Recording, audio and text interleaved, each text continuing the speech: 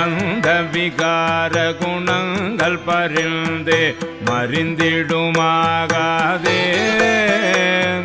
பாவளையாய கருத்தினில் வந்த பராமுதாகாதே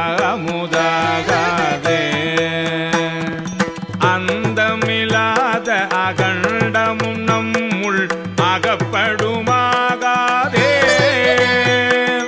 ஆதி முதல் பரமாய பரஞ்சுடர் அண்ணுவதாகாதே செந்துவர் வாய்மடவாரிடரானவை சிந்திடுமாகாதே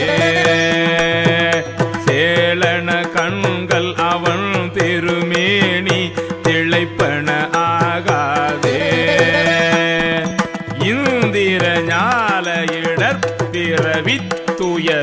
ஏகுவதாகாதே என்னுடைய நாயகன் ஆகிய ஈசன் எதிர்ப்படும்